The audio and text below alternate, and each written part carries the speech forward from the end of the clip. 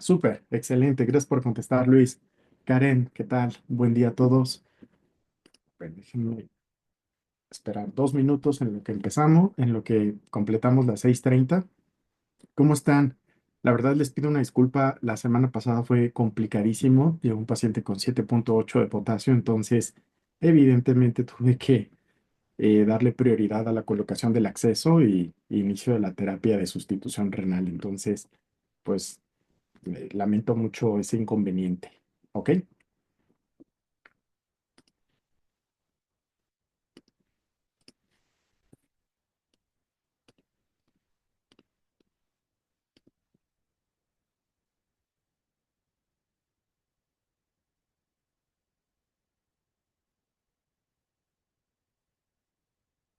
Súper, ¿qué tal?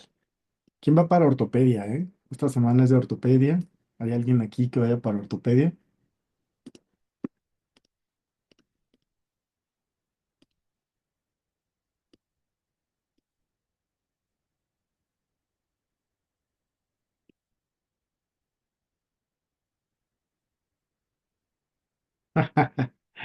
Ok, muy bien.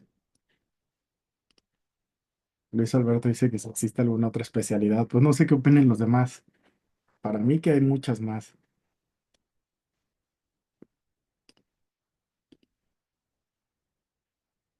¿Para qué va Shadini? A ver, ¿qué especialidades están?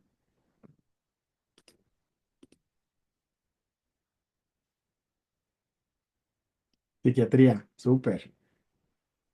Medicina interna, Jesús. Ok, excelente. ¿Quién más? ¿Qué otra especialidad? Derma. Uy, extraordinario. Siempre que quieran hacer ver mal a un internista, Jesús, aguas con eso, te van a preguntar o de psiquiatría o de derma. Son los puntos donde comúnmente claudicamos. Pero bueno, y Karen va para derma, Shadeni para psiquiatría. Excelente, ya están entrando más. Órale, nefro, excelente. Después les quiero platicar un poco del futuro de lo que viene de las especialidades médicas. Fíjense que eso es un punto muy interesante. De hecho, se los voy a compartir en lo que sirve de antesala a la sesión, pero es un artículo que escribimos hace ya 2 años, cuando todavía no era tan, digamos que en medicina. Este artículo de inteligencia artificial en medicina, que escribimos en la Gaceta en el 2022. La realidad es que cita una gráfica que quiero compartirles ahorita que empezamos con la plática de cuáles son, las especialidades que cada uno de ustedes está eligiendo. Y hay dos grandes puntos importantes. La primera es básicamente qué tanto depende en la especialidad médica la interacción humano-humano. Ese es un punto bien importante. Y la otra es de la capacidad que se tiene para automatizar un proceso o una atención. Por ejemplo, vean este gráfico, vean esta diapositiva. Bueno, no es una diapositiva, es una imagen que construimos precisamente basado en las características de las especialidades. Entonces, por ejemplo, todo lo que, y vean este punto. Por ahí, Shadeni, tú vas a ser psiquiatra. Vean, por ejemplo, la importancia de la psiquiatría. En realidad, la psiquiatría se requiere mucha interacción médico-paciente y en realidad siempre hay algo nuevo, siempre hay algo que está cambiando, una nueva problemática en el paciente. Neurología, por ejemplo, siempre está muy cerca la necesidad de la exploración física, ¿no? Ese es un punto importante. Y por ejemplo, vean, por ejemplo, derma y oftalmo. No quiere decir que van a desaparecer, pero se van a reinventar estas especialidades. ¿Por qué creen? Porque en realidad hoy con algoritmos de inteligencia artificial es posible tomar fotografías de la piel y te puede dar con una precisión sumamente alta un diagnóstico bastante fino. Entonces, igual en oftalmo, hay múltiples herramientas diagnósticas hoy donde en zonas rurales puedes tomar fotografías de fondo de ojo con cámaras no vidriáticas y, por ejemplo, tomas 1,000 fotos del fondo de ojo, las comparas con una base de datos de millones de fotografías y te dan un diagnóstico de edema macular, de retinopatía diabética, retinopatía hipertensiva, La radiología, pues como bien saben también, es una especialidad donde la interacción humano-humano pues es muy pobre, es muy poca, y además pues puede ser, muchos de estos componentes son repetitivos y pueden ser reemplazados por tecnología. ¿Qué les pareció esta imagen, esta gráfica? ¿Ya la conocían? A ver, en lo que entran. Sí. Ah, mira, tú trabajas en innovación hace poquito y uno de los productos era un dispositivo para detectar anormalidades en el cervix que funcionaba con inteligencia artificial. Sí, sí, extraordinario. De hecho, yo tuve el gusto de llevar un diplomado de inteligencia artificial con FunSalud y toda la dinámica de lo que viene en medicina es muy, muy importante. Entonces, qué interesante saber, Karen, que trabajabas hasta hace poco en innovación, que es un tema extraordinario. Entonces, si tienen oportunidad, este artículo está muy interesante. Digo, estoy sesgado porque lo escribimos nosotros, pero al final del día creo que puede ser muy, muy, muy bonito que ustedes se den cuenta de todo lo que viene. Y esto fue hace 3 años casi. ¿Ok? Muy bien. Entonces, díganme si ya están listos para empezar con la simulación de casos clínicos el día de hoy. A ver, en el chat pongan un emoji.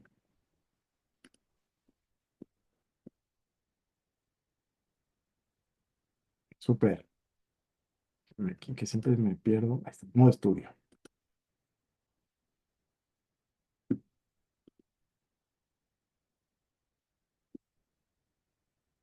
Puede preguntar. Súper. Ok. Bueno, entonces vamos a escoger ahorita múltiples las especialidades que ya hemos visto. Vamos a generar el intento de las de medicina interna, que evidentemente es donde más puedo apoyar. Y vamos a pedir de medicina interna, de cualquiera, no importa. Ok. Natalia, Brenda, Víctor, Diel, Shadeni, María Patricia y Salvador González. Excelente. Ok, bueno, entonces ahorita me dicen si se puede, si se ve bien la pantalla, si quieren que haga un poco más grande. Exacto. Ok, vamos a ver qué dice aquí. Súper, muy bien. Entonces, ¿se ve bien ahí? ¿Quieren que haga más grande la pantalla o así es suficiente?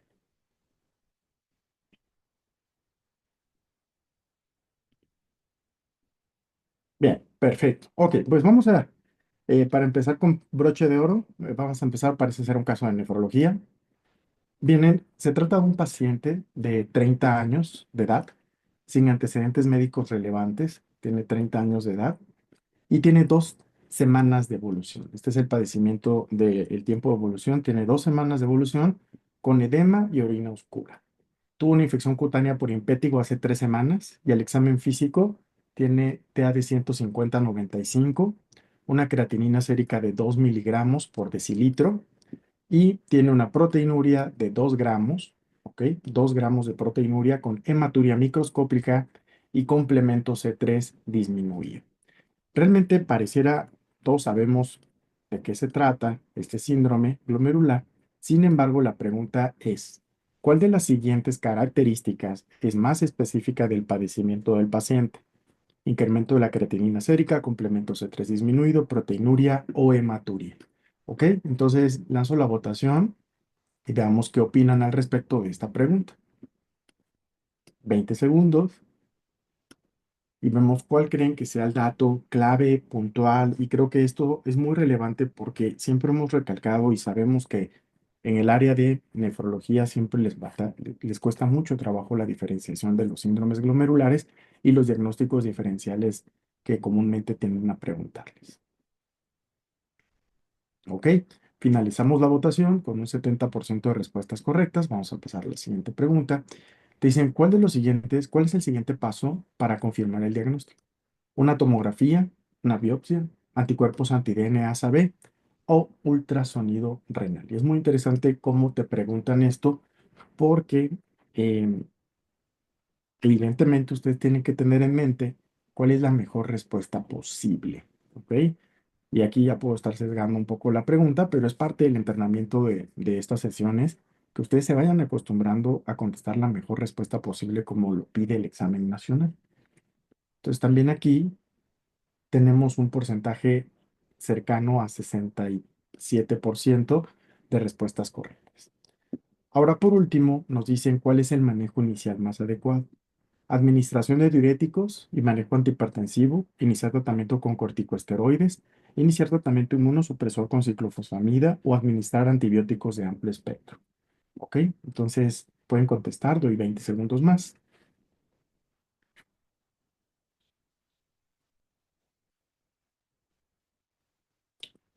Sé que al final el tiempo que ahorita les estoy compartiendo de 20, 30 segundos por pregunta es un poco menos que lo que habitualmente van a estar acostumbrándose a contestar en el día del examen.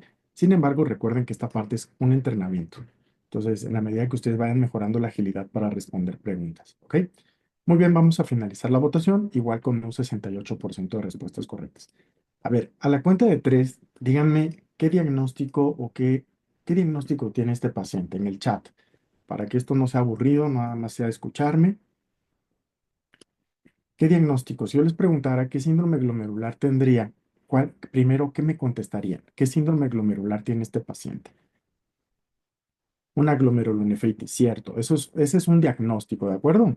Ahora, síndrome glomerular, eso. ¿Quién me dice por qué es un nefrítico? ¿Cuál es el dato clave para decir que es un síndrome nefrítico aquí y no una hematuria proteinuria, por ejemplo? Porque la hematuria proteinuria también está en este síndrome. Es correcto, Regina. La disminución de la función renal, ¿ok?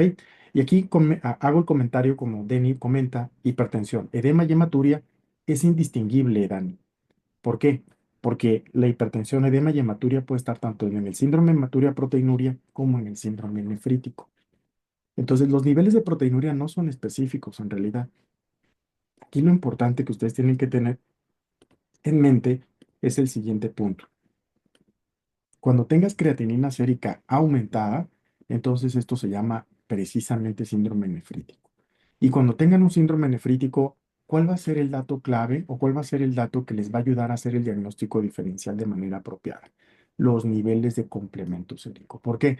Porque tienen síndromes nefríticos con complemento sérico normal y con complemento sérico disminuido. Y entonces, ¿quién me dice dos opciones de diagnóstico con complemento sérico normal? Síndrome nefrítico con complemento sérico normal, ¿ok? Y aquí aprovecho que en lo que ustedes están pensando y me dicen, yo voy a empezar a abrir aquí mis presentaciones con la finalidad también de que ustedes puedan tener ahí la retroalimentación con complemento sérico normal. ¿Qué opinan? Recuerden que con complemento sérico normal tendríamos las vasculitis. Recuerden que aquí tengo el síndrome nefrítico que decíamos que el paciente va a tener deterioro de la función renal, oliguria, incremento de creatinina sérica. Sin embargo, vean este dato que quiero recalcar una y otra vez. ¿Cuáles tienen complemento normal y cuáles tienen complemento bajo? ¿Va? Entonces, dos enfermedades aquí las voy a escribir rápidamente. De las que tienen complemento normal, tenemos que hacernos una segunda pregunta de si tienen datos de enfermedad sistémica o de enfermedad renal exclusivamente. Y con eso vamos a hacer el diagnóstico de la glomerulonefritis, ¿ok? Con esos dos datos vamos a hacer el diagnóstico diferencial. Por ejemplo, si tengo un paciente con síndrome nefrítico con complemento sérico normal y tiene datos de afección sistémica, llámese hemorragia pulmonar, destrucción nasal, epistaxis, mononeuritis, mononeuropatía múltiple, lo más probable es que este paciente tenga que un grupo de enfermedades que son vasculitis o enfermedades de los vasos sanguíneos, ¿ok? Entonces aquí probablemente van a entrar las vasculitis. Y ustedes recordarán que tenemos las vasculitis asociadas a ANCAS, ¿ok? Las vasculitis asociadas antimembrana basal glomerular. Entonces aquí pónganle los nombres que ustedes quieran. Aquí tenemos Wegener, tenemos también la poliangitis microscópica y en las antimembrana basal glomerular tienes el síndrome de Goodpasture y tienes también el síndrome de antimembrana basal glomerular. ¿Ok? Ahora, ¿qué enfermedades o síndromes glomerulares tienen complemento, glomerulonefritis tienen complemento normal y tienen solamente afección renal? Bueno, aquí la que tienen que recordar, ¿cuál es la glomerulonefritis más común? Excelente, ya me lo dijeron en el chat, es la nefropatía por IgA, o también conocida como enfermedad de Berger. Perfecto. Aquí también podría entrar la nefropatía por IgA, en esencia, vamos a, para no meter más conflicto, pero acá en enfermedad sistémica con complemento normal, también podemos poner a la púrpura de Heno-Schönlein, que sería una vasculitis sistémica por IgA. Es correcto, Víctor, por IgA, y este es un paciente que tiene una púrpura de Henoch, ¿ok? Entonces, estas tendrán complemento sérico normal. Ahora, ¿qué enfermedad les viene a la mente si les digo una glomerulonefritis con complemento bajo y datos de enfermedad sistémica? Por ejemplo, úlceras orales, caída de cabello, poliartritis, eritema malar, anemia hemolítica, linfopenia, trombocitopenia. Entonces, aquí el prototipo de enfermedad es lupus eritematoso generalizado, ¿ok? Y por último, si les dijera, también podremos entrar aquí, por ejemplo, crioglobulinemia. Crioglobulinemia, que ustedes van a recordar con virus de hepatitis C. Este es el virus comúnmente asociado a crioglobulinemia. Y también ustedes van a tener otras enfermedades como la endocarditis, ¿ok? ¿Por qué? Porque este paciente además va a tener datos de falla cardíaca, va a tener soplo, va a tener cambios de lesiones de daño sistémico, como las manchas de Roth, las lesiones de Janoway, etc. ¿Y qué enfermedad renal o qué glomerulonefritis tendría? Pues, un síndrome nefrítico con complemento sérico bajo, pero que solamente afecte el riñón, que no afecte otro sitio en el cuerpo. ¿Cuál? ¿Cuál sería el prototipo? Es correcto, entonces la glomerulonefritis infecciosa. ¿Ok? Entonces vean todos los diagnósticos diferenciales y solo por llevar el orden correcto. Primero, saber que tienen el síndrome nefrítico caracterizado por hipertensión, edema, proteinuria, pero con el dato clave de deterioro de la función renal. ¿Ok? Y además, todos estos diagnósticos van a depender si tengo complemento normal. Vean cómo, básicamente, si yo tengo el complemento sérico normal, lo que voy a hacer es que no voy a pensar en ninguna de estas enfermedades si tengo el complemento sérico normal. Pero si tengo complemento bajo, entonces elimino todas estas dentro de mi posibilidad diagnóstica en Elena. ¿Qué tal? ¿Qué les pareció ese repaso? Yo sé que nos ha tocado ya varios casos de nefrítico. A veces es una IgA, a veces es una púrpura de Heno-Schönlein o nos toca. Pero esto creo que es uno de los puntos donde frecuentemente veo que claudican. Entonces, confío que si hacemos un repaso muy puntual de esto, pueden llegar al diagnóstico diferencial de múltiples enfermedades glomerulares. ¿Están de acuerdo con esto, sí o no? ¿Ok? Manifiéstense como despiertos. Bien, Brenda, gracias. Excelente. Muy bien, entonces vamos a analizar el caso. Entonces, ¿cuál creen que se hubiese sido el elemento más importante para llegar al diagnóstico o para hacer un más específico para el padecimiento de este paciente? Si me voy a la opción número uno, vean cómo el 70% efectivamente dijo que era el complemento disminuido. ¿Ok? Y entonces esa es nuestra respuesta correcta. Mucho de esto ya lo mencioné ahorita con la retroalimentación. ¿Ok? Ahora veamos la siguiente pregunta. Esta es una pregunta de conocimiento médico y de comprensión del módulo de enfermedades glomerulares. Ahora nos viene una pregunta de fines diagnósticos. Y entonces, igual el 69% dijo biopsia renal. Ojo, vean cómo en realidad 20% pensó en glomerulonefritis infecciosa, por eso pidió los anticuerpos anti-DNASA-B. Pero, ¿qué fue la pregunta? ¿Cuál fue la pregunta que nos hicieron? ¿Cuál es el más adecuado para confirmar el diagnóstico? Entonces, te preguntan el estándar de oro, el más adecuado, el mejor, es biopsia renal. ¿Ok? Entonces, esto se contestó en un 69% del grupo también, que, perdón, aquí, ahí yo creo que es un problema de configuración. ¿Por qué?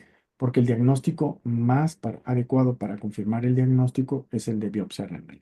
Recuerden que el estándar de oro para las enfermedades glomerulares es el de biopsia renal. Y aquí aprovecho de una vez aprovechar esto para dejar una bandera. Entonces, cuando ustedes no estén de acuerdo con algún punto en un comentario, pueden poner aquí que otro asunto, dejar un comentario.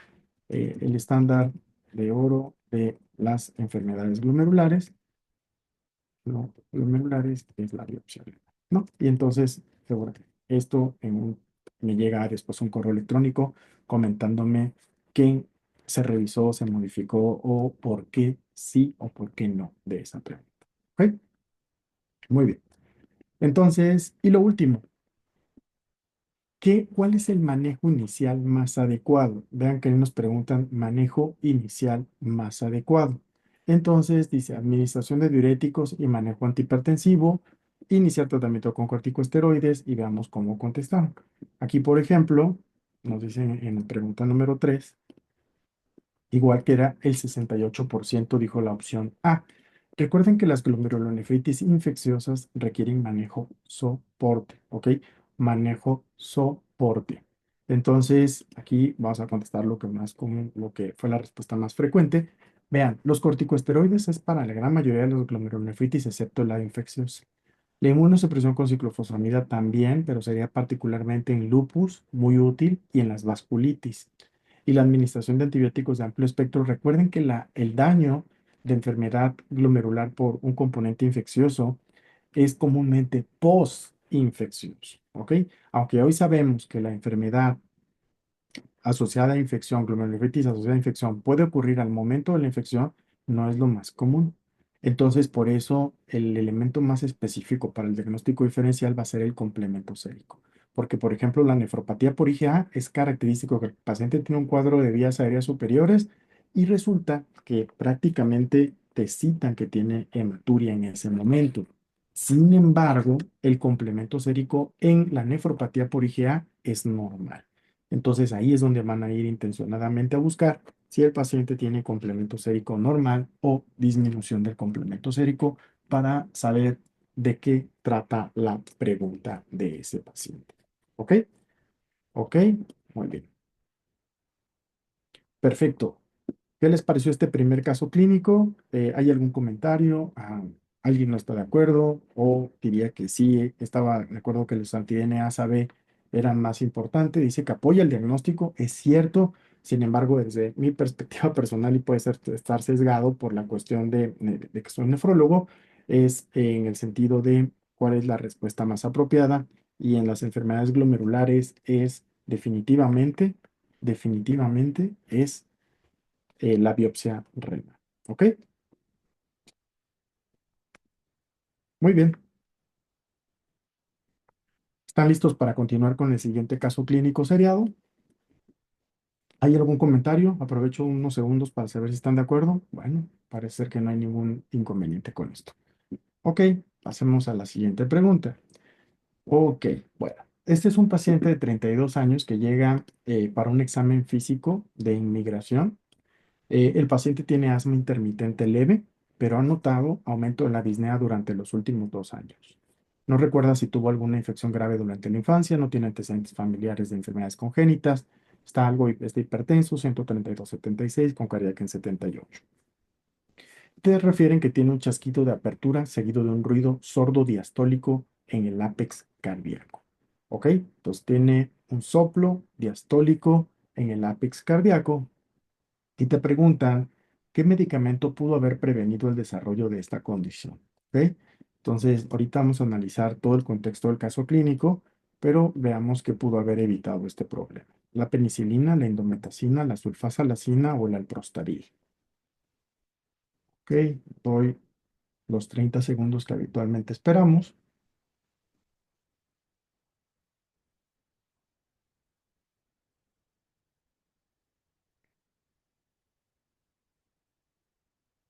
5 segundos.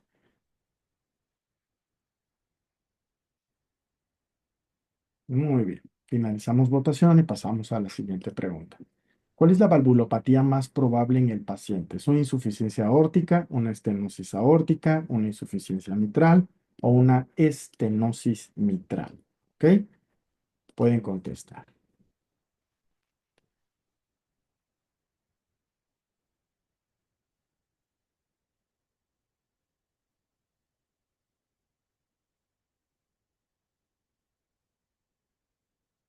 15 segundos.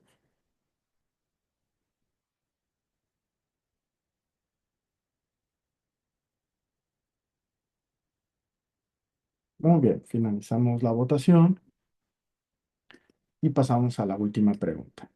¿Cuál es el agente etiológico más probablemente implicado en el padecimiento de este paciente? Pueden contestar.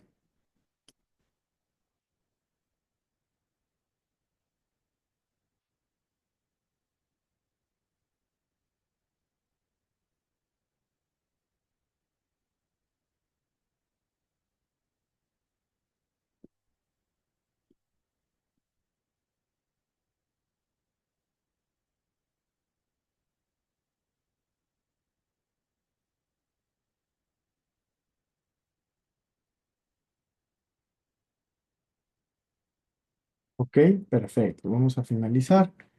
Entonces, con un 90% de participación. Ok, a ver que no tenga otra pregunta más. No. Ok, ok. Bueno, ¿qué diagnóstico o qué les llama la atención de este caso clínico? ¿Qué creen? Recuerden que siempre analizamos tres cosas en un caso clínico. ¿Quién es el paciente? ¿Cuánto tiempo de evolución tiene? ¿Y por qué lo estoy valorando? ¿Ok? Es nuestro método de las tres P.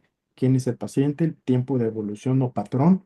Y finalmente, el padecimiento del paciente. Entonces, ¿qué les es relevante a la hora de analizar este caso clínico? ¿Qué opinan? Primer elemento importante en relación a quién es el paciente, ¿qué destacaríamos aquí?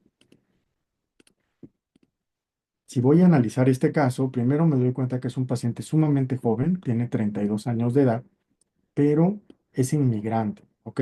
Entonces, siempre cuando te citen la zona de dónde proviene el paciente, si es de la zona sureste, si es de la zona norte del país, ejemplo, si yo les dijera que tengo un paciente inmigrante que acude con tos, disnea, malestar general, síntomas constitucionales, de 4 semanas, 6 semanas de evolución, ¿qué pensarían si les dijera que te citan que está en Sonora, en el desierto de Sonora? Es decir, este contexto epidemiológico de la zona norte del país. ¿Para qué les gustaría? ¿Qué enfermedad pensarían ahí? Algo que se parezca a tuberculosis. ¿Qué enfermedad de la zona norte de nuestro país, que también lo conocen como, exacto, coccidioidomicosis? ¿Ok? Entonces, de igual manera, si te dicen paciente que le encanta explorar cavernas, que entre grutas, pues probablemente asocio con histoplasmosis. ¿Ok? Perfecto. Exposición a palomas también, por ejemplo, con histoplasma, pero aquí es inmigrante.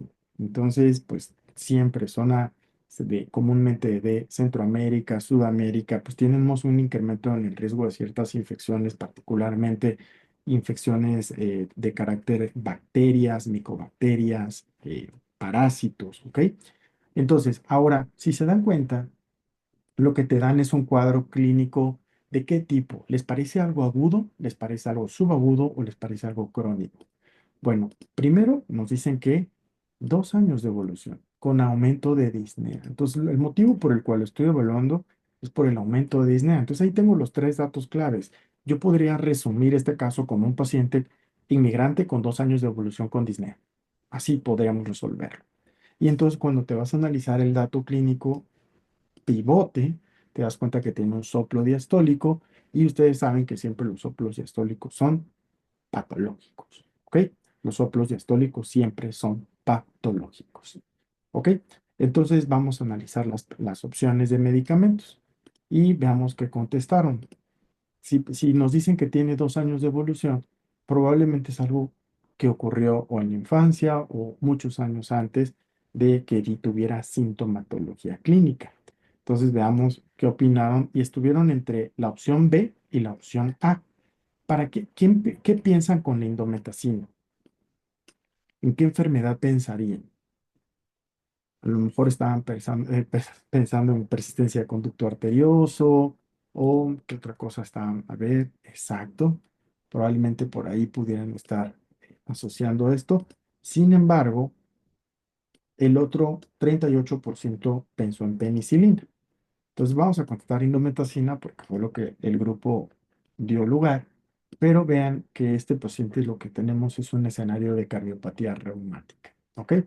La profilaxis contra la infección por estreptococo beta hemolítico del grupo A es lo que nos evitaría la progresión de la enfermedad y el tratamiento es penicilina G. ¿Ok?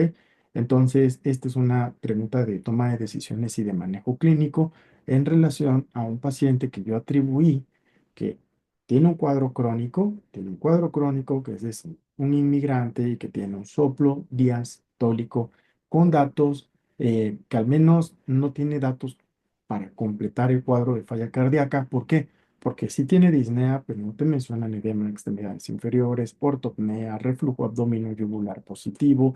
Entonces, si lo clasificáramos, diríamos, sí, sí tiene insuficiencia cardíaca, probablemente al menos un estadio B. ¿Por qué? ¿Alguien recuerda cuál es el estadio B de insuficiencia cardíaca? ¿Cuál es la diferencia entre un estadio A, un B, un C, un D? Y la otra clasificación es la sintomática. Comúnmente que utilizamos es NIJA, ¿ok? NIJA, síntomas. Y la estructural por la Asociación Americana del Corazón, que es A, B, C o D. ¿Qué significa cada una de esas palabras? En este escenario, recuerden que el estadio A es un paciente que está asintomático y que no tiene enfermedad estructural. El estadio B son pacientes, como bien mencionan, que tienen alteraciones estructurales sin síntomas y un estadio C, alteración estructural con síntomas y estadio D, un paciente que tiene un cuadro estructural con síntomas refractorios. ¿Ok? ¿Qué sería húmedo tibio? En este caso, por ejemplo, Diego, si vemos aquí, no te dan datos de congestión, o sea, no te dan edema, no te dan datos de ortopnea, derrame pleural bilateral, entonces sería un paciente seco y, exacto, y tibio porque está bien perfundido, ¿no? O sea, no es el típico paciente congestivo con frío, que está hipotenso, que tiene datos ya con insuficiencia cardíaca sistólica avanzada, ¿ok? Muy bien. Entonces recuerden que cada uno de estos elementos estoy tratando de aprovechar al máximo todo el repaso de lo que tiene que ver con cada uno de los temas y no solamente irme por la pregunta que tenemos en pantalla. ¿Ok? La siguiente. Entonces, ¿cuál es la valvulopatía más probable? Veamos qué opinaron en la pregunta número 5 y la mayoría dijo, este es un estenosis mitral. ¿Ok? Ahí está, 44% del grupo contestó correctamente y el otro 60%, 55% no pensó en otro padecimiento. Entonces, la estenosis mitral se caracteriza por un soplo mesodiastólico, retumbo mesodiastólico con chasquido de apertura. De hecho, esto lo refieren como válvula en boca de pez.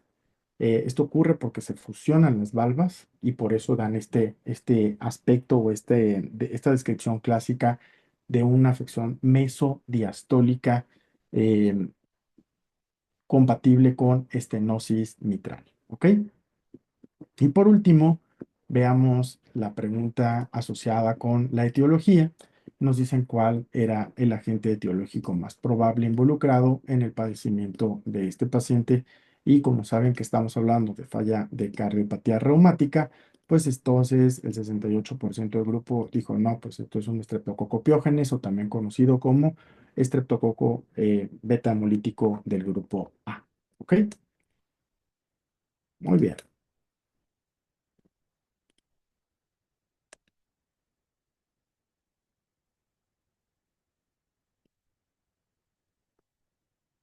Ok. Siguiente pregunta. Este es un niño de 9 años de edad. Déjenme borrar esto. ¿Hay algún comentario, duda, pregunta en este caso clínico?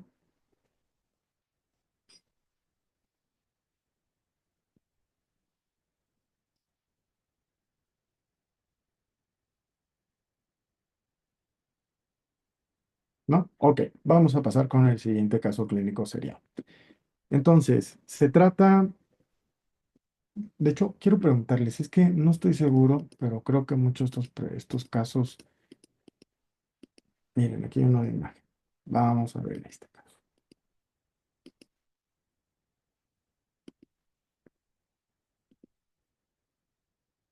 Sí, exactamente, Pati. Exacto, justo también eso pensé, que no sé si no estoy seleccionando de manera apropiada y como entro siempre con mi cuenta, me vuelve a hacer el algoritmo de aprendizaje espaciado. Entonces, pero este caso no recuerdo, ¿eh? Entonces voy a irlos viendo y si ustedes ven alguno que ya hemos discutido, por favor me hace el favor de compartírmelo. Pero yo creo que es por mi cuenta. Voy a crear otra para que no me pase esto ya en las siguientes sesiones. Ok, vean, este caso es un paciente de 46 años proveniente del estado de Oaxaca y tiene antecedentes relevantes, no tiene antecedentes relevantes más que pobres medidas de saneamiento. Tiene estos nódulos cutáneos que se han incrementado en cantidad en los últimos 6 a 9 meses. Menciona que ha recibido tratamiento antibiótico en 2 ocasiones, pero no ha mejorado. Y a la exploración refiere sensación disminuida en las lesiones, pero no tiene dolor.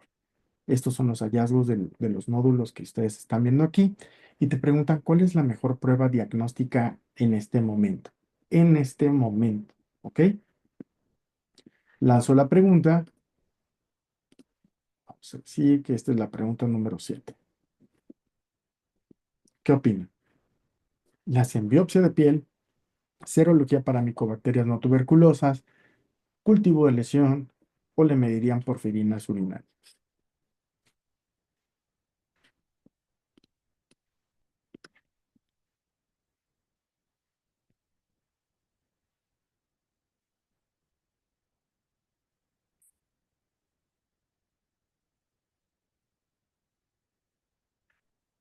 Finalizamos votación y pasamos a la siguiente pregunta. ¿Cuál es la variante más probable que presenta el paciente? ¿Es una variante macular, tuberculoide, lepromatosa o hipopigmentar? Pueden contestar.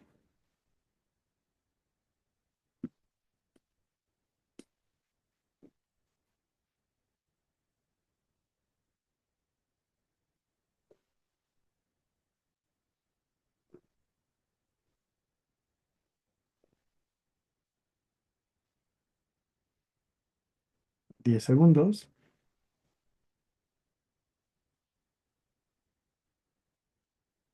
Finalizamos votación y pasamos a la última pregunta. ¿Cuál es el tratamiento más apropiado? ¿Rifampicina, clofazimina más dapsona por 1 año? ¿Rifampicina por 6 meses? ¿O fluoxacino por 4 meses? ¿O prednisona a dosis reducción durante 1 mes? ¿Ok? Listo, pueden contestar.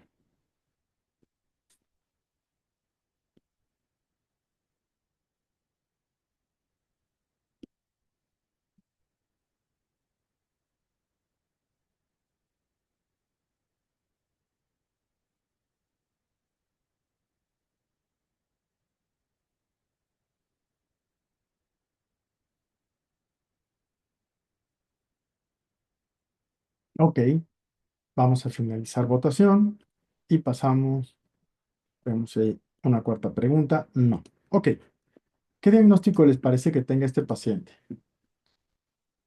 Joven de 46 años, de Oaxaca, con estas lesiones nodulares que tienen 6 a 9 meses de evolución. Vean el tiempo, cómo el que ustedes se hagan conscientes de evaluar el tiempo de evolución cambia totalmente la perspectiva. ¿Ok? De hecho, vean que ya ha recibido antibióticos y no mejoró. Antibióticos convencionales. ¿Qué diagnóstico creen que tenga este caso?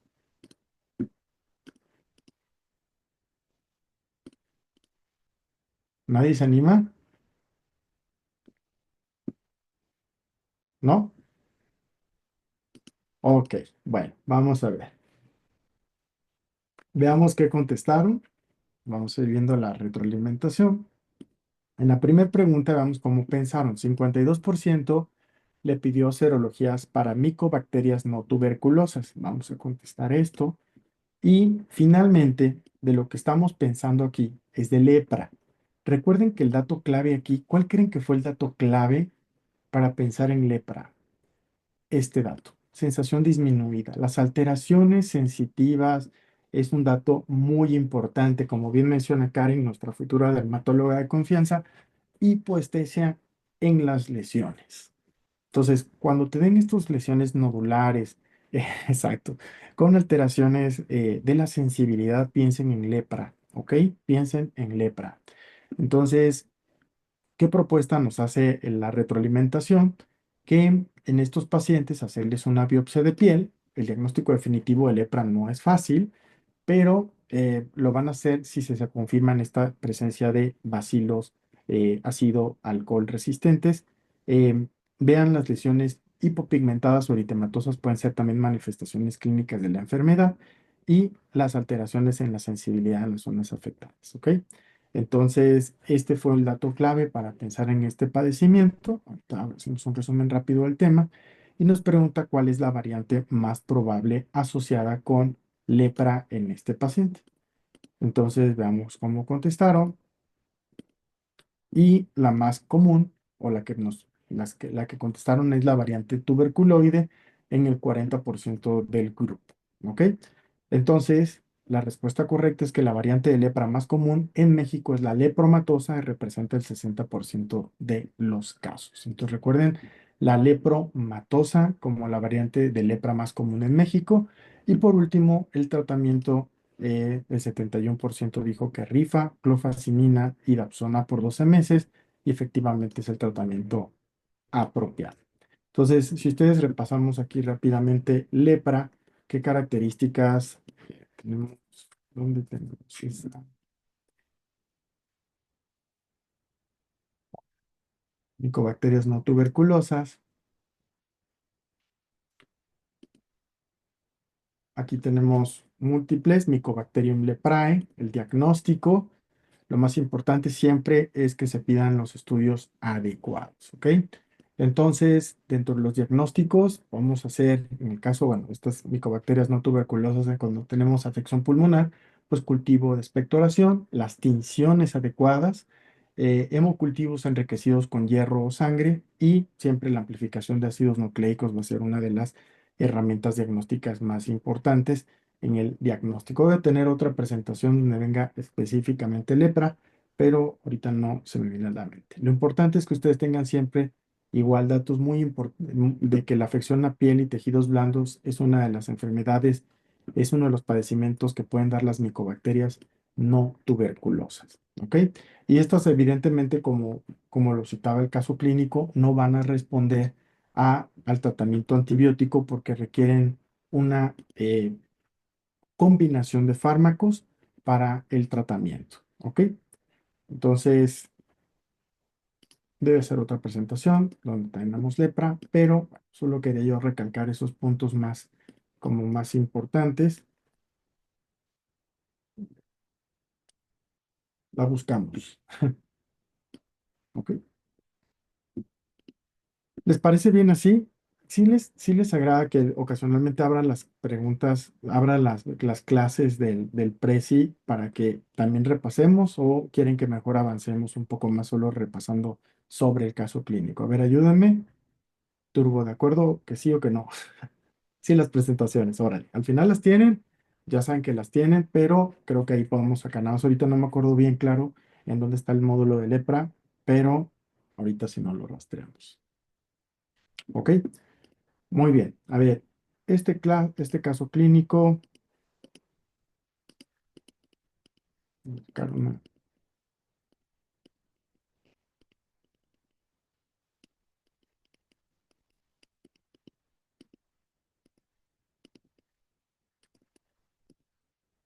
vamos a ver otra que tenga imagen. Ahí está. Muy bien. Esta. Ok. A ver, masculino de 21 años de edad acude por eczema, refiere a que sus síntomas comenzaron hace unas horas después de haber comido pescado en un restaurante. Comenzó con algunas protuberancias en el cuello y en el pecho, pero se extendió se involucró los brazos y la parte superior del torso. Tiene antecedente de dermatitis atópica. A los 9 meses que estuvo en tratamiento con medicamentos tópicos, el paciente actualmente está febril. Los signos vitales revelan esta imagen. No hay evidencia de afección laringia y a nivel pulmonar tampoco hay mayor problema. Ya vieron la imagen y te preguntan cómo se denominan las lesiones características que se presentan en la enfermedad que sospecha. Abones, máculas, pápulas o eritema. Voy a lanzar la pregunta. Voy a poner que esta es la pregunta número 10. Listo, pueden empezar a contestar.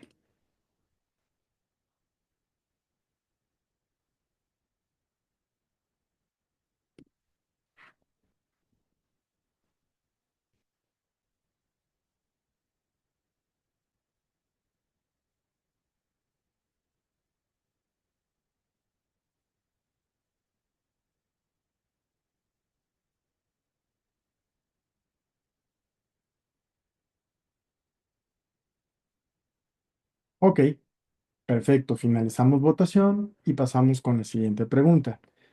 Esta está buenísima. ¿Cuál es el alérgeno más probable involucrado en la patología de este paciente?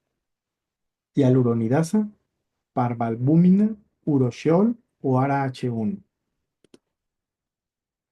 Listo, pueden contestar.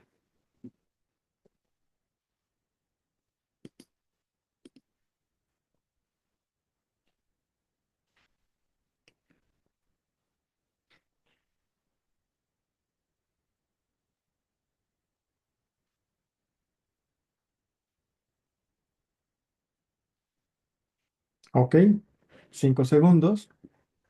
Hialuronidasa, parvalbúmina, uroshiol o ARA-H1. Finalizamos la votación, 70% de participación y seguimos. Por la gravedad que presenta este paciente, ¿qué tratamiento le corresponde? Clobetasol tópico, hidroxicina bioral, hidrocortisona IV o epinefrina intramuscular. Y creo que aquí hay un gran punto para análisis.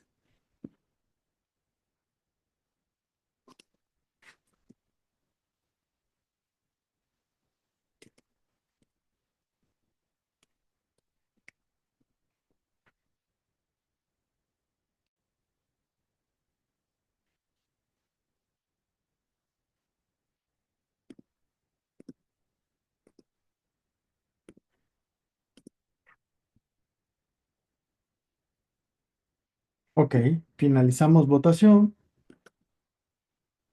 con 74% de participación. Ok, bueno, entonces veamos. Vean, ¿cuál es la clave para distinguir un abón de una mácula? ¿Qué opinan? Al final la respuesta más común fue la correcta. 71% dice abón, ¿ok? Pero ¿qué? Exacto. Bien, buen dato. Relieve. Entonces, si analizamos este caso, la urticaria, las lesiones urticariales son placas circunscritas y elevadas. Recalco el punto de elevadas. Generalmente pueden tener palidez central, pueden ser redondas, ovaladas, serpiginosas. El tamaño es variado, pero hay mucho prurito y sobre todo la elevación de la piel. ¿Ok? A diferencia de una mácula donde no hay elevación y el antígeno, el alérgeno más comúnmente involucrado en la patología, ¿cuál creen que fue? Si decimos en esta pregunta número 11, estuvo muy dividido entre la opción B y la opción C, la opción D, vean, opción B y D. Nuevamente nuestra dermatóloga nos dice que es parvalbúmina, que es la respuesta correcta y es el alérgeno presente en el pescado. ¿Ok? Entonces, vamos a hacer un análisis muy rápido aquí de las lesiones de carácter urticarial. Esto sí estoy seguro que se llama urticaria, si no mal recuerdo la presentación. Perfecto, aquí está. Y tenemos este escenario que lo vamos a analizar rápidamente. Entonces, urticaria. Entonces, recuerden que la urticaria es una reacción de hipersensibilidad que se caracteriza por abones, que justo fue la lesión que nos preguntaron, bien circunscritos, localizados en la dermis superficial. ¿Ok? Ahorita mostramos nuevamente el caso clínico, Marta. Regresamos nada más para hacer este análisis rápido del repaso de este tema. Y es algo muy común. 1 de cada 4 personas presentarán urticaria en su vida. En realidad no es un trastorno raro, es un trastorno que en general vemos con mucha frecuencia y la etiología pues puede ser muy variable. Si les preguntan qué tipo de reacción de hipersensibilidad es una tipo 1 y pueden ser múltiples condiciones las que despierten esta reacción.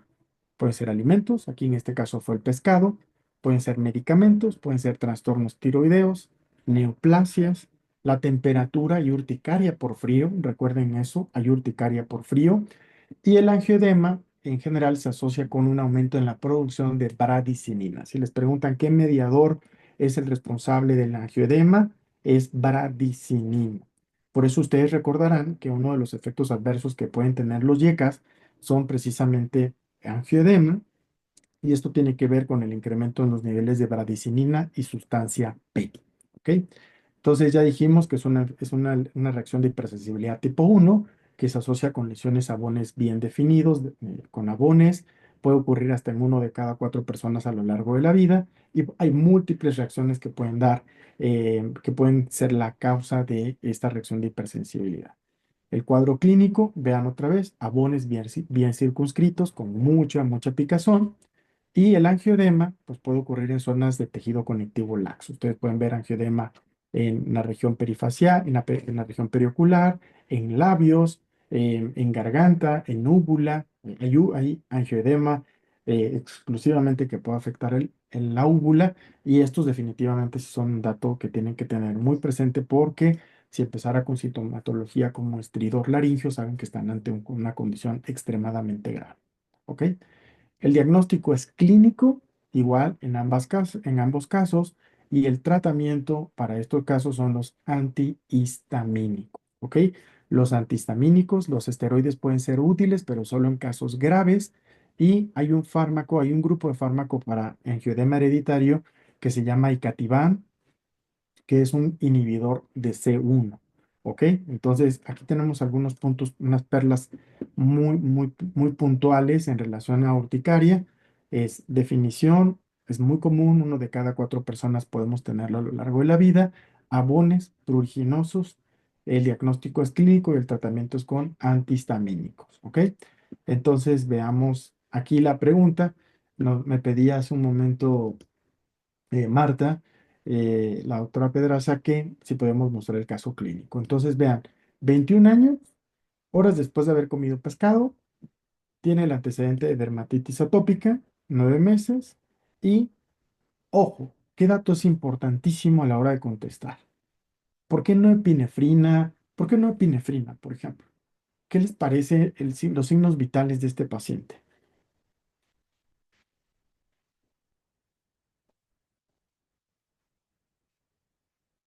Exacto, o sea, este paciente está estable, eso lo daríamos en un contexto a un paciente con anafilaxia. Sin embargo, este paciente está afebril, los signos vitales son normales, no tiene datos de afección a vía aérea superior. Entonces, ahora, clobetasol tópico, igual había exactamente. Clobetasol tópico, pues poner esta cantidad de esteroide, pues es demasiado. Entonces, vamos a ver qué contestó el grupo en relación al tratamiento.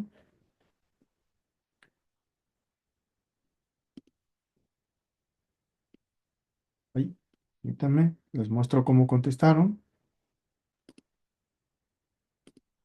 Y el 35%, que fue la respuesta más común, le dio hidroxicina. Sin embargo, un 30% le dio epinefrina. ¿Ok? Entonces, el tratamiento es con antihistamínicos y como bien mencionaban, de acuerdo a la gravedad, se pudiera utilizar esteroide, por ejemplo. ¿Ok? Entonces, la mayoría de los casos se autolimitan, se resuelven espontáneamente. Cuando hay casos leves, se utilizan antihistamínicos de primera generación. ¿Por qué utilizamos los de primera generación comúnmente? Porque son más sedantes y nos ayudan un poco más para temas de prurito. Y en pacientes que no mejoran y tienen o angioedema prominente, se pueden utilizar cursos breves de glucocorticoides por 5 a 7 días de 30 a 60 miligramos día de prednisona. ¿Ok?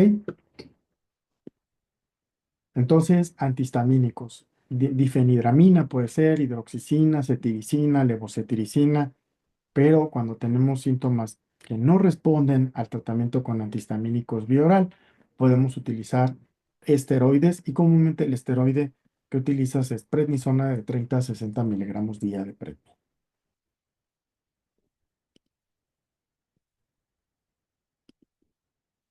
¿Ok?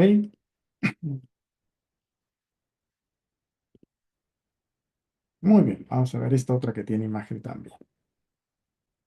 ¿Están listos?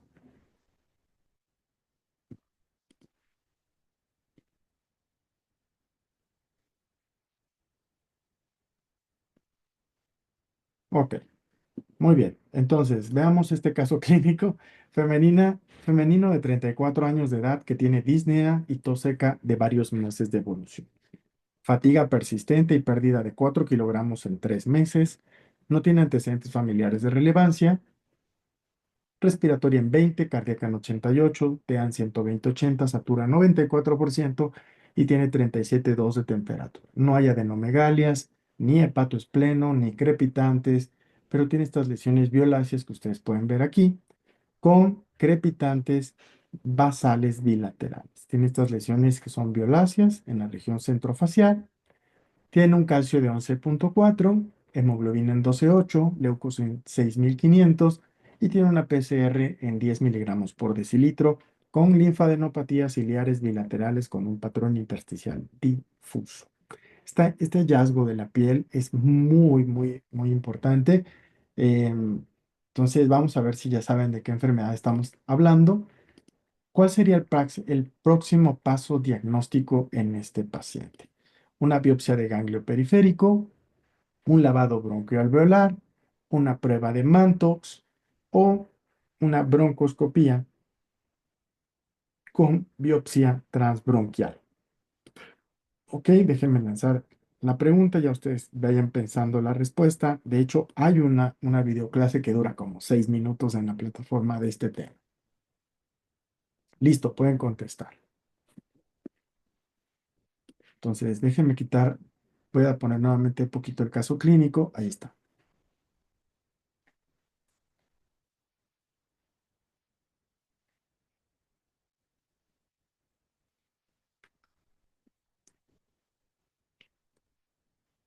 10 segundos. Este tema es un tema que a mí me apasiona particularmente. Ahorita les voy a compartir algo que espero que no suene a presunción. Ok, finalizar votación y pasamos a la siguiente. ¿Qué esperaría encontrar en la biopsia de ganglio linfático? Es una gran pregunta. Células gigantes multinucleadas con necrosis, granulomas no caseificantes, células de red Stenberg o granulomas caseificantes. Listo, pueden contestar. Es una mujer joven, 34 años de edad, que no correlaciona mucho la imagen, pero disnea progresiva, tos de varios meses, pérdida de peso, fatiga y esas lesiones violáceas en la región centrofacial. 10 segundos.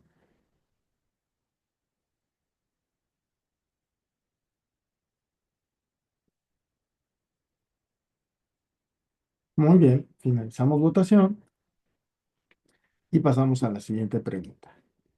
¿Cuál sería la opción terapéutica inicial en este paciente? Inicial en este paciente. Metotrexato, antibióticos de amplio espectro, rituximab o glucocorticoides sistémicos. Veamos, 15 segundos más.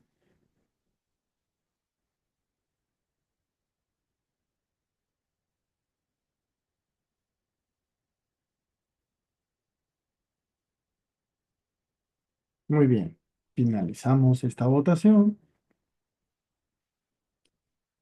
Pregunta, ¿qué diagnóstico tiene este paciente?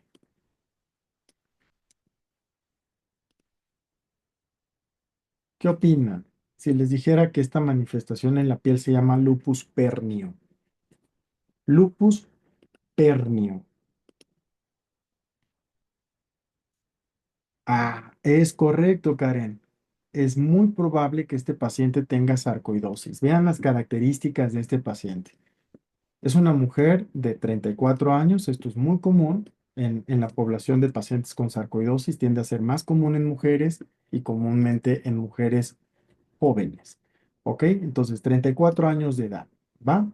No tienen ningún otro antecedente y tiene un cuadro crónico. Vean, 3 meses de evolución y este paciente tiene síntomas constitucionales. Tiene pérdida de peso, tiene disnea y tos seca. Pero cuando ustedes analizan el contexto de este paciente, le hacen una placa y efectivamente tiene linfadenopatías ciliares bilaterales y tiene un patrón intersticial difuso. ¿Ok? De hecho, esto correlaciona con la exploración física de crépitos basales bilaterales. ¿Qué otro dato tiene el caso clínico que también es relevante? Que no me han dicho, además de tener un reactante de fase aguda positivo como la PCR en un valor de 10. ¿Qué otro dato les llama la atención? No te ponen los puntos de corte, pero definitivamente ustedes tienen que identificar que hay algo anormal ahí. Es correcto, Osvaldo, tiene hipercalcemia. Entonces, tiene un calcio en 11,4 que es muy típico también de sarcoidosis.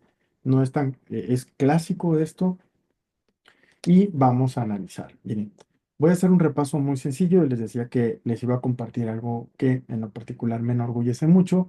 Em, Esto, cuando era residente de segundo año de medicina interna, trabajé en la serie de sarcoidosis del instituto y la verdad es que es una enfermedad sumamente rara, pero quiero que vean las características más importantes de este tema.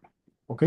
Entonces, solo se los voy a compartir aquí. Este es un artículo que publiqué cuando era R2, del 2015, y quiero nada más mostrarle las características de estos pacientes para que ustedes vean qué tienen que recordar en relación a sarcoidosis en un paciente, tanto en evaluación. Vean esto. Primero, los pacientes tienen comúnmente síntomas constitucionales. Vean cómo nuestro paciente tenía fiebre, tenía pérdida de peso y tenía fatiga. Vean, la mitad de los pacientes tienen estas características. ¿Ok? ¿Qué otra característica? Disnea y tos. También tenía nuestra paciente disnea y tos. No tenía hepatomegalia, esto solamente en un 30% de los pacientes, pero comúnmente pueden tener eritema nodoso, nódulos subcutáneos, y a nivel de la placa tienen esta característica de linfadenopatía periliar, uno de cada 4 pacientes en el estudio que hicimos, pero en la tomografía, vean cuántos. La placa, solo uno de cada 4, pero en la tomografía, en los 20 pacientes que se les hizo TAC, los 20 tenían linfadenopatía mediastinal. Y además, 15% de los pacientes tenía fibrosis. Entonces, si ustedes ven estos datos, ahora tiene sentido lo que tiene nuestro caso clínico. Es una mujer de 34 años con fiebre, fatiga, pérdida de peso. Esto realmente no es tan importante porque esto puede estar en TB, en coccidioidomycosis, en cualquier enfermedad, em, y micobacterias no tuberculosas, pero lo que quiero recalcar es que cuando les digan linfadenopatía mediastinal, eritema nodoso, piensen en sarcoidosis, ¿ok? Piensen en sarcoidosis cuando tengan estas características y, ojo, si les preguntaran qué prueba sería la que comúnmente se asocia con sarcoidosis, son los niveles de angiotensina, enzima convertidora de angiotensina. ¿Ok? Esto es como muy característico también de los temas de sarcoidosis. La elevación de la ECA. ¿Ok? Muy bien, solo quería mostrarles esa imagen. Hay otras cosas por aquí, pero en realidad para fines de... No, no. Listo. ¿Ok? Ahora, ¿qué tienen que recordar de sarcoidosis? Esto, como se los dije igual, aquí está. Hay una clase que dura como 5 minutos que está aquí. Y la definición es una enfermedad granulomatosa. Entonces, lo que ustedes van a ver son granulomas no caseificantes. En realidad, en temas de la epidemiología, mujeres entre 25 y 45 años, comúnmente esto es muy frecuente en población nórdica, en población afroamericana. El espectro de sarcoidosis varía dependiendo del lugar donde se ha descrito, y el diagnóstico, creo que esta es la imagen más importante. Primero, la clínica, como mencionábamos, puede afectar prácticamente cualquier órgano y hay 2 síndromes clásicos de sarcoidosis. El síndrome de Lofgren, que es una uveoparotiditis con eritema nodoso y artritis. Vean aquí, estos pacientes tienen un buen pronóstico, tienen la adenopatía ileal bilateral, tienen artritis, tienen eritema nodoso, uveitis, parotiditis. Es un síndrome de buen pronóstico. Entonces, de sarcoidosis. Y tenemos el síndrome de Hertzsprung-Waldenström, donde estos pacientes tienen, más bien ahí me estaba yo confundiendo mencionando la uveoparotiditis, puede haber uveitis, puede haber parotiditis, pero cuando piensen en afección parotidia, piensen en este síndrome, que es el síndrome de Herford. Y este, a diferencia, tiene mal pronóstico, ¿ok? Tiene mal pronóstico. El de Lofgren tiene buen pronóstico, hay eritema nodoso, linfadenopatía ileal bilateral y hay uveitis. ¿Ok?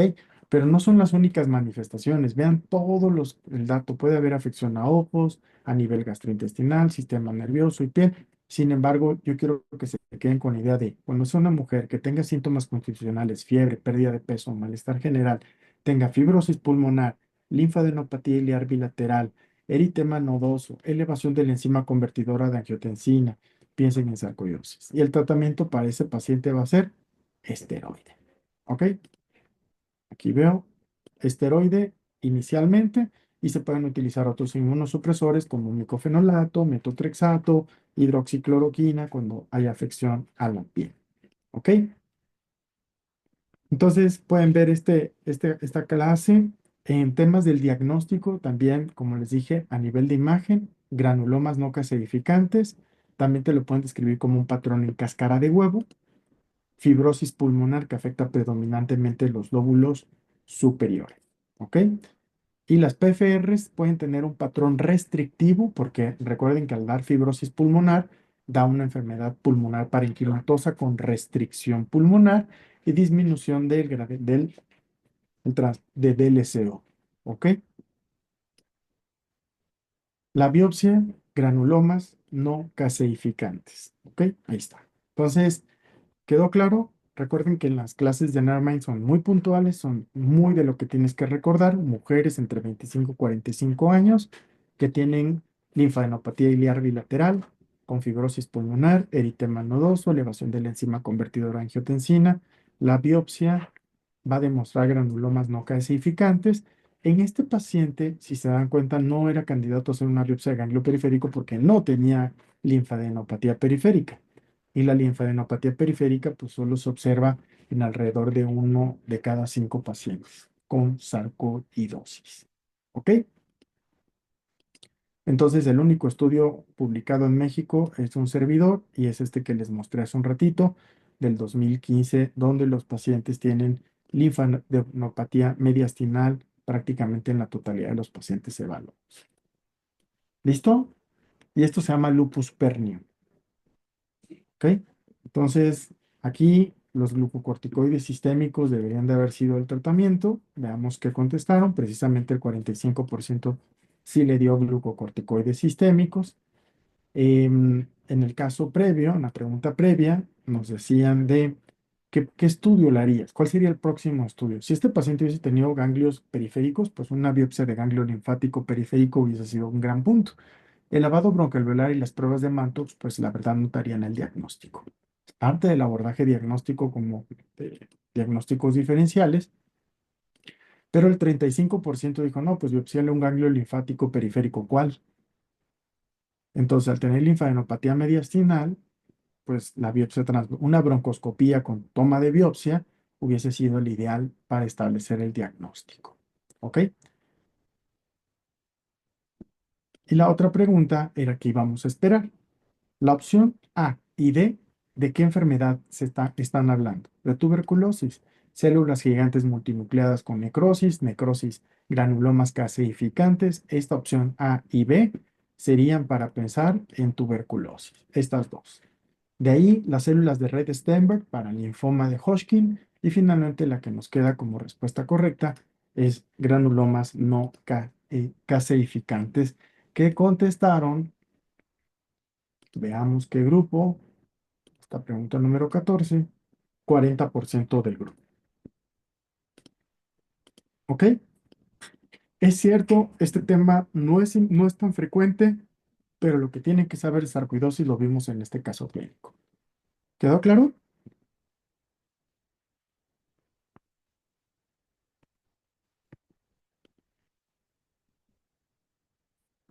¿Sí? Perfecto. Espero no haberles aburrido con este tema, porque van a decir, doctor, eso es un tema rarísimo, pero bueno, estos 15, 20 minutos que dedicamos a este tema es probablemente involucran o tienen todo el contexto de lo que puede ser potencialmente preguntado en este caso. ¿Cómo van? ¿Vemos un par de casos clínicos más o ya se cansan?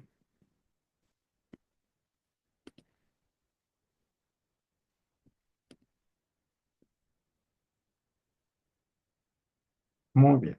¿Les parece si tomamos 3 minutos rápido de descanso? Solo, bueno, vayan por un vaso de agua, vayan al baño rapidísimo y regresamos con 2 casos clínicos seriados más. ¿Les parece bien? Súper. Los veo en 3, 4 minutos. ¿Listas? ¿Ya regresaron?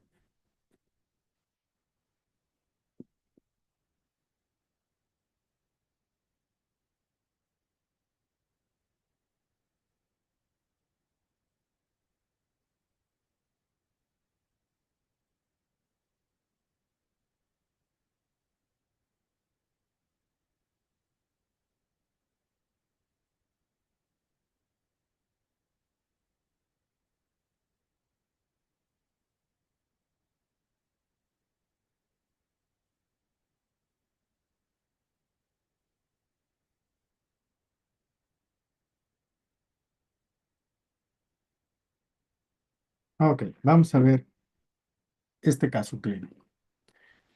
Vean, es un paciente de 64 años de edad que acude para un examen físico anual, ¿ok? No tiene quejas, tiene antecedentes de hipertensión y enfermedad pulmonar obstructiva crónica, tiene antecedentes de enfermedad renal y glaucoma y es un fumador con un índice tabáquico de 30 paquetes año. Toma lisinopril, utiliza tiotropio, albuterol, nifedipino y latanoprost para el glaucoma. Tiene una TA de 139,96, cardíaca en 86, respiratoria en 16 y tiene aloauscultación cardíaca, galope, sin soplo, los pulmones están claros a la auscultación bilateral. ¿Ok? Te dicen que en un estudio de imagen se observó un nódulo con bordes espiculados de 22 milímetros en el pulmón derecho y de localización central. ¿Ok? Em, ¿No entendí? ¿Cuál sería el siguiente mejor paso a seguir con su abordaje? ¿Un PET, una broncoscopía, una resonancia magnética cerebral o una biopsia de nódulo? Veamos qué opinan. Votaciones. Listo, pueden contestar.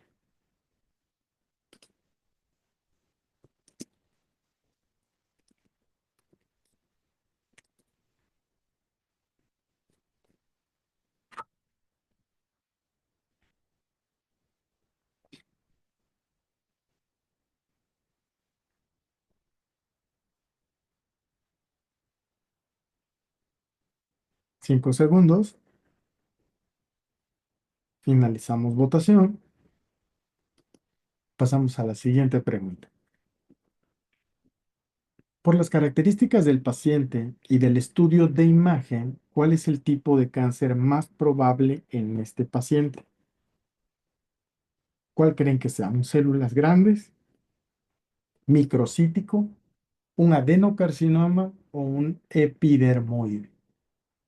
Pueden contestar.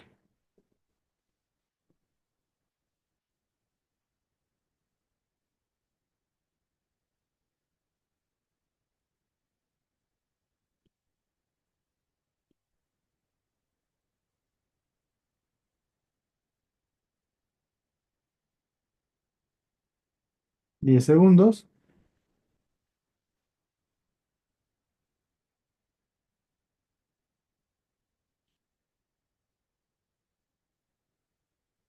Finalizamos votación y pasamos a la siguiente pregunta. ¿Cuál es el tratamiento más apropiado? Bueno, este es otro paciente. Muy bien, y aquí están. ¿Cuál de las siguientes es la prueba de detección más adecuada para este paciente? PFRs, lavado broncoalveolar, TAC de tórax de baja dosis o radiografía de tórax. ¿Cuál era la prueba de detección más adecuada? Ahí me salté una pregunta, pero ¿qué le hubiesen pedido? PFRs, lavado broncoalveolar, TAC de tórax de baja radiación o radiografía de tórax.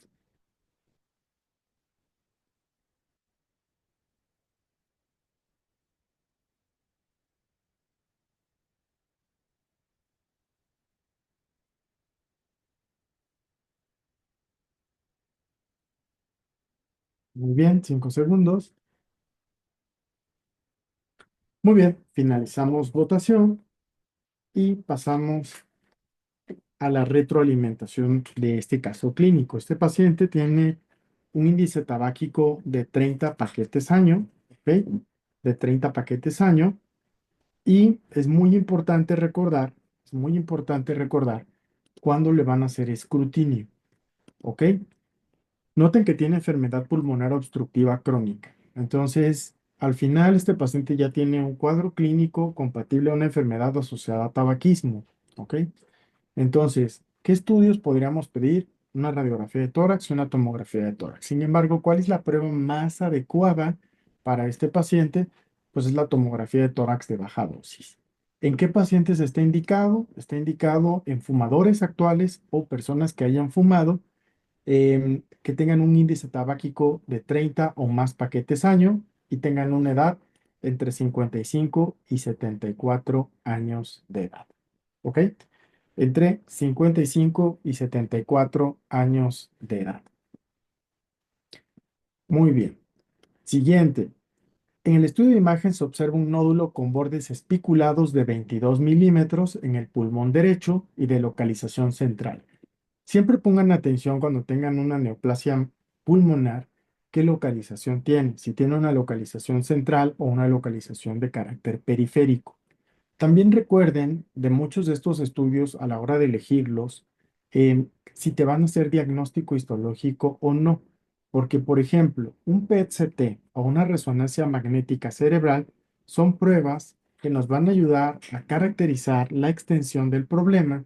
Sin embargo, no van a establecer el diagnóstico histológico o el diagnóstico específico. Pues veamos cómo contestaron en relación a esta pregunta. Y en esta pregunta, la mayoría se fue por una biopsia del nódulo, ¿ok? Si no mal recuerdo, era esta pregunta, biopsia de nódulo, y otro 35% se fue por el tema de la broncoscopía, ¿ok? Entonces, vamos a poner aquí biopsia de nódulo y lo que nos sugiere es una broncoscopía con la biopsia del nódulo bronquial. Creo que aquí realmente hay un problema nada más de carácter de especificar, pero en realidad, ¿qué datos van a sugerir que el paciente tiene un cáncer? Y estos son datos que tienen que tener en mente, importante. Si son bordes espiculados, si el paciente tiene retracción pleural, si hay reforzamiento con la administración de medio de contraste, son características que definitivamente van a sugerir que este paciente tiene una lesión que es compatible con una neoplasia maligna. ¿Ok?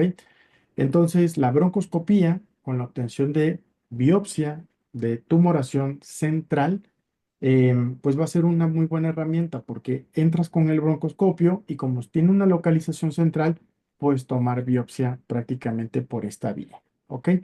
Em, es cierto que mencionas biopsia de nódulo, al final puede ser por broncoscopía, entonces creo que hay un detalle aquí que podemos mejorar, pero sí, en general puede toparse se pueden topar con preguntas en el examen nacional. Entonces, si tiene localización central, definitivamente broncoscopía con biopsia. Ahora, precisamente en relación a la distribución, ¿qué tumores pulmonares tienen una distribución central? ¿Alguien quiere compartir?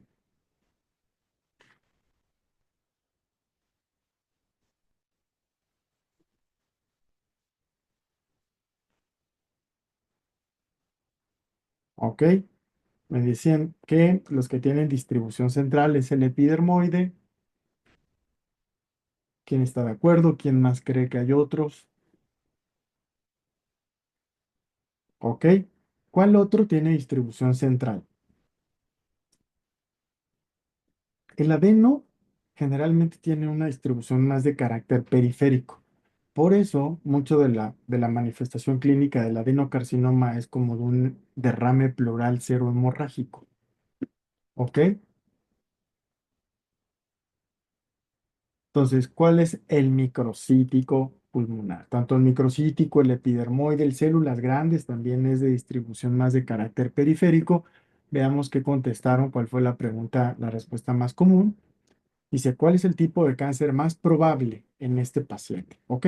Entonces, por las características del paciente y del estudio de imagen, ¿cuál es el tipo más probable, el tipo de cáncer más probable en este paciente?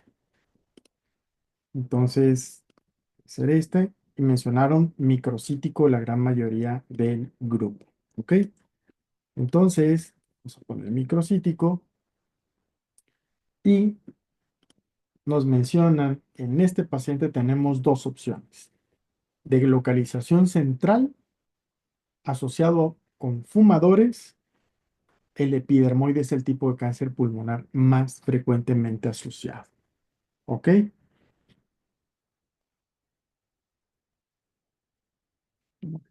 Entonces, vamos a analizar esto. Voy a compartir una imagen, voy a compartir el tema de cáncer pulmonar para repasar algunos puntos, sobre todo porque siento que ya ahorita se me están distrayendo con el tema de la convocatoria, pero bueno, ahorita lo vamos a ver.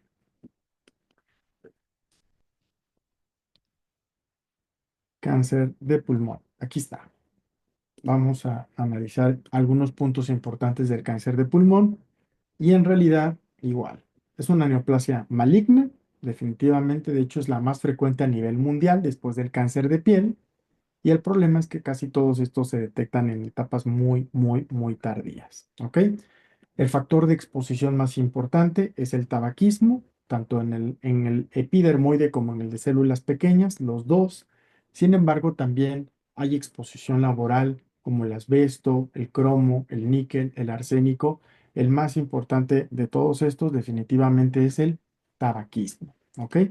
Ahora, ya dijimos que es la neoplasia, es una neoplasia maligna, es la neoplasia maligna más común a nivel mundial, que se asocia 90% de las veces a tabaquismo, que las estirpes más comunes asociadas a tabaquismo son el epidermoide y el microcítico, ¿ok?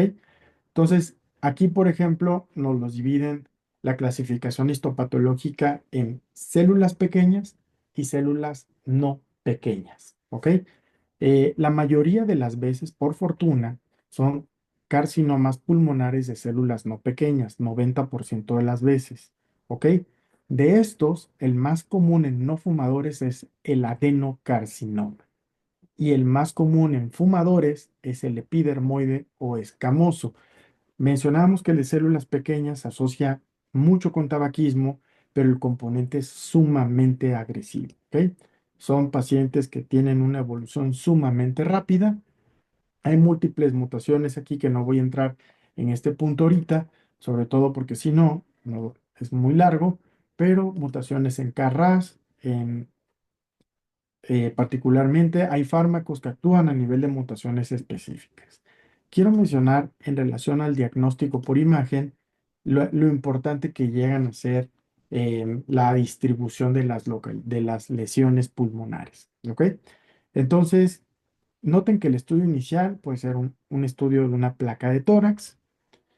La tomografía y el PET-CT pues son estudios que nos van a ayudar a caracterizar de mejor manera tanto el tamaño de la tumoración como la extensión mediastinal y la presencia de metástasis. Sin embargo, quiero mostrarles aquí que comúnmente se hacen estudios de extensión en cáncer de pulmón, sobre todo el gamagrama, y aquí quiero recalcar que son lesiones de carácter osteoblástico, ¿ok? La resonancia de cráneo es algo comúnmente solicitado en los pacientes con cáncer de pulmón porque uno de los sitios de metástasis más frecuentes son el sistema nervioso central, ¿ok? Y la mediastinoscopía también es otra de las herramientas que nos ayudan a hacer la evaluación y estratificación de los pacientes con cáncer de pulmón, ¿ok? Y aquí viene lo que yo les mencionaba hace un ratito. Cuando tenemos una lesión de carácter central, ¿cuál es el estudio que vamos a hacer? Es una broncoscopía y en el caso de lesiones periféricas, la videotoracoscopía. ¿Ok? Entonces, esta fue una de las preguntas que ahorita nos hicieron. ¿Qué estudio le íbamos a hacer? Y la respuesta era una broncoscopía, puesto que la lesión era de carácter central. ¿Ok? Muy bien. ¿Están de acuerdo? ¿Pongo un repaso? ¿Sí o no?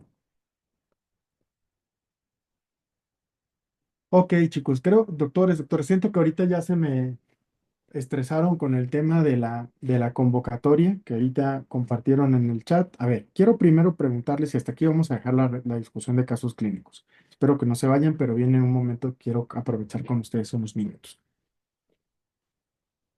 Voy a lanzar aquí una encuesta, les voy a decir quién se estresó con el solo hecho de saber que salió la convocatoria. ¿Por qué quiero hacerles esta pregunta? Porque quiero que vean que no son los únicos que están sintiendo esto. ¿Ok? Del 0 al 10, vamos a, voy a lanzar esta pregunta. Pónganle ahí donde dice cómo calificarías a nuestro oponente. Pónganle qué tanto, qué emoción te despertó el saber que salió la convocatoria. 10 es un, por favor, no voy a dormir. 0 es, no pasó nada. ¿Ok? A ver, pónganle ahí en el, en el punto, en la primera pregunta. A ver, para que ustedes mismos vean la tendencia de esto, porque quiero que se den cuenta que esto es algo para todos, no es algo personal, no es algo que solamente ustedes van a experimentar en este momento. Ok, muy bien. Hay de todo un poquito, gente que no se estresó nada. Bueno, 3, 4 y la mayoría anda entre un 8, 9 y 10. Ok, ya me hicieron favor de calificar la dificultad de los casos y vamos a leer los comentarios que tengan al respecto de este punto. ¿Ok? ¿Qué les pido hoy en este momento que acaba de salir la convocatoria? Confíen en la forma en la que están estudiando. Sean constantes, no estén, dediquen, estructuren muy bien su estudio, su día. Por ahí tuve el gusto de dialogar hace poquito con un par de médicos que están preparándose para el examen y por ahí voy a tratar de que hagamos una sesión igual como la que tuvieron el pasado miércoles en relación a pues tips que les ayuden en estos últimos meses en la preparación hacia el examen. Y aquí aprovecho en el chat que ustedes me hagan favor de compartir. ¿Quién tiene una agenda bien estructurada? ¿Quién utiliza una agenda? Diego es un ejemplo. ¿Quién más? Alguien que diga, Doc, yo tengo una agenda bien estructurada de qué voy a hacer en el día a día, qué voy a hacer. ¿Ya vieron que no muchos? Entonces aquí hay una gran área de oportunidad. Ahí está, por ejemplo, tienen un calendario, bien, pero no tienen una agenda. Solo 3 personas se hicieron este comentario. ¿Por qué? Porque si ustedes agendan el tiempo de series, está bien, no pasa nada. A mí me encanta una frase que dice, solo se pierde el tiempo cuando no lo utilizas de manera apropiada. ¿Ok? Entonces, solo pierdes el tiempo cuando no lo utilizas de forma apropiada, cuando no de manera intencionada. Entonces, si ustedes calendarizan, ponen en su Google Calendar, y aquí esto yo ya lo había hecho en algún momento con ustedes. Bueno, voy a cambiar de calendario, pero em, ustedes pueden poner colores. Aquí aprovecho nada más hacer esta herramienta porque creo que ustedes tienen una gran área de oportunidad aquí si ustedes estructuran mejor su calendario. Vean así, lo voy a hacer en breve, no voy a robarles más de 3 minutos. Miren, por ejemplo, aquí hay un ejercicio que estuve trabajando con alguien de los que estaban preparándose para el examen nacional. Y miren, si ustedes ponen en su calendario de Google de qué horario a qué horario van a dormir, de qué horario a qué horario van a ver las videoclases, de qué horario a qué horario van a estar en el servicio social, en qué horario van a comer, en qué horario van a entrar a la simulación, a las masterclass de martes y jueves. Igual, aquí pueden decir, bueno, de 9:30 a 10:30 voy a ver una serie o voy a relajarme o voy a navegar en redes sociales, pero ustedes lo calendarizan. Y si le ponen un colorcito, pues la verdad es que les va a dar mucha estructura y la ventaja es que pueden entrar desde su celular y saben lo que está pasando en el día. Entonces, yo les invito a que hagan una agenda, no les va a llevar mucho tiempo y que se traten de adaptar lo mejor que puedan. Si ustedes no ponen en su agenda en qué horario van a estudiar las videoclases de la plataforma, en qué horario van a hacer las flashcards, en qué horario van a entrar a las masterclass, en qué horario van a dormir, en qué horario van a hacer ejercicio, en qué momento van a leer algo que les distraiga y les relaje, no va a pasar. Simplemente no va a suceder. ¿Ok? Entonces, tienen que calendarizarlo. Entonces, si alguien tiene por ahí un ejemplo, una propuesta que quieran ayudarse en realidad o que quieran compartir con los demás, recuerden que somos una comunidad que está en este proceso de mejora continua y conozcan su cronotipo, aprovechando la pregunta de Shadeni. ¿A qué me refiero con cronotipos? Hay gente que estudia mejor en la noche, hay gente que es más en el día, pero también es importante, Shadeni, y por ahí podemos dialogar ¿qué, qué actividades haces además? ¿No? Porque al final puedes estudiar en la noche, sí, por supuesto que puedes estudiar en la noche, pero tienes que dormir. Eso es importante. No podemos sacrificar horas de sueño, porque entonces en el largo plazo van a tener la repercusión de no memorizar y de que todo lo que estudian se les olvida. A ver, díganme, ¿quién siente que lo que estudia se les olvida? Pongan en el chat. Pregunto esto porque es algo que todos van a experimentar y lo van a experimentar frecuentemente. No son los únicos. Vean, Víctor, Karen, Daniela, Regina, Alejandro, Scarlett, Shadeni. Entonces, es algo muy común. Entonces, aquí lo que yo les propongo es conozcan muy bien cómo funcionan mejor, cómo funcionan mejor, si en la mañana, si en la tarde, si en la noche, y organícense. Yo, por ejemplo, tengo este criterio, yo trato de respetar lo más que puedo, dormirme a las 10 de la noche para despertarme temprano, y es un momento en el que tengo mucha calma. Entonces, tengo mucha calma porque no están sonando el teléfono, no me están marcando pacientes. Entonces, trato de ocupar esas primeras horas del día donde mi mente, donde la memoria RAM está libre y además tengo toda la energía porque acabo de despertarme después de dormir 6, 7 horas. Entonces, todo funciona mejor en ese momento, ¿no? Pero si ustedes quieren estudiar agotados, simplemente son minutos o horas que están desperdiciando. Simplemente no los están aprovechando al máximo. Y recuerden que aquí lo importante es estudiar de manera estratégica, estudiar de manera inteligente, estrategia, donde cada minuto que estés dedicando sea un minuto eficiente, ¿ok? Em, a veces hay médicos que tardan que están 4 horas ahí macheteando, pero están con el celular a un lado, están con la tablet, distrayéndose. Hay muchas aplicaciones que pueden bloquear y que sean para que sea un estudio enfocado. Más vale hora y media bien estudiada, sin interrupciones, después de una noche de buen descanso, después de de mantenerse bien hidratados, de meditar un ratito, seguramente el impacto que va a tener ese tiempo va a ser notablemente mayor. ¿Ok? Ya saben que conforme uno va creciendo nada más se la pasa dando consejos, entonces pues yo cada que tengo oportunidad todo el tiempo les estoy compartiendo esto. Y si se aburren, que también es punto importante, practiquen con las flashcards, o sea, practiquen con las flashcards que ustedes ya saben que tenemos ahí también, estas están muy padres en el sentido de que pues van a poder... em, es más especie tipo de juego en el que ustedes pueden mantenerse mejor, pueden estar practicando todo el tiempo y entonces, a ver, aquí, ¿por qué no me dejo entrar? Ahí está. Entonces, también esto es una de las cosas que ahorita recientemente agregamos y que ahorita ustedes pueden estar practicando para fines de que sea muy cómodo. Ahí hemos subido más de estas de diagnóstico de primera vista, que también están padres, son puntuales, son rápidas. Y vean, por ejemplo, este paciente tiene un cáncer renal, ¿no? Tiene una lesión, una masa renal izquierda con hematuria indolora y tiene un trombo en la vena renal izquierda. Entonces se dice, ¿qué tiene? Pues un carcinoma de renal de células claras. El cuadro clínico es de hematuria, masa palpable y dolor lumbar. Esa es la triada clásica, aunque no es muy común, pero es lo clásico. Este paciente tiene una masa renal que realza con el contraste. El tratamiento es nefrectomía radical y en realidad, o inhibidores de tirosina sinasa, ¿no? Entonces, este sí me la sé, le pongo un 4. A ver, paciente con hiperemesis grave, útero mayor a la edad gestacional, gonadotrofina coriónica humana de 110.000 unidades y tiene una masa heterogénea intrauterina. ¿Cuál es el diagnóstico? Una mole iratiforme.